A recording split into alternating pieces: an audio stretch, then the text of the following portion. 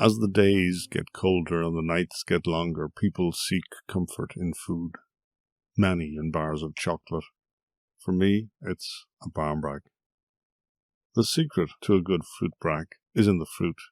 I use jumbo raisins and sultanas, though some people prefer to use currants. For those worried about baking with yeast, the trick is to make a ferment with a portion of the flour first of all. Making a ferment is like making a small, sloppy dough ball.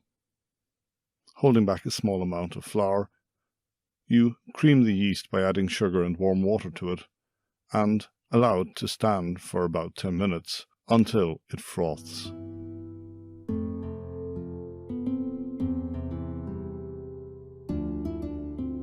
Crumb the butter into the flour before grating the nutmeg and ginger into it and adding the fruit.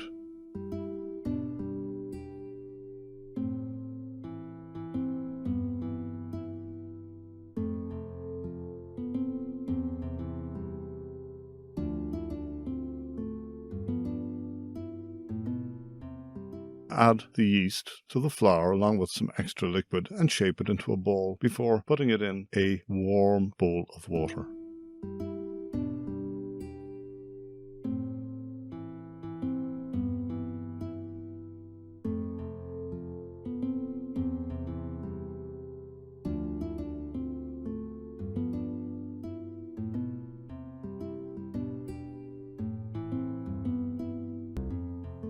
Again, after waiting for a few minutes, the ball will swell and eventually float to the top of the liquid. It is then ready to mix with the other ingredients.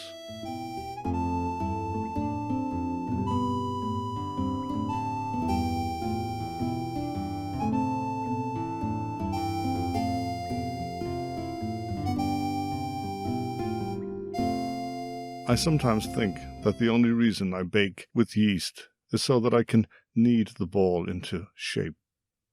The pounding acts as a sort of therapy, a release valve to vent some anger. That said, it's a great way to get your hands dirty, in an acceptable, adult sort of way. And not only once, because you get to knock back the bread twice, once after it has risen for about an hour, and the second time before you shape the bread and make it ready for baking.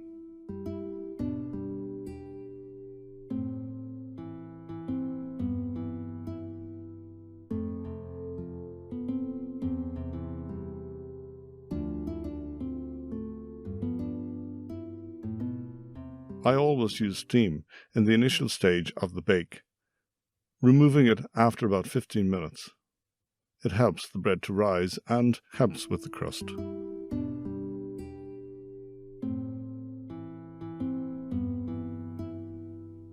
If you have control over the temperature of your oven, start the baking off at about 230 degrees C for 15 minutes. Then lower it to 200 degrees for 20 to 30 minutes. Test by tapping the bottom of the bread. When it is hollow, it is done. Because I could not control the oven temperature, I was not able to use the normal sugar glaze I use. For that you would need a much hotter oven than I had.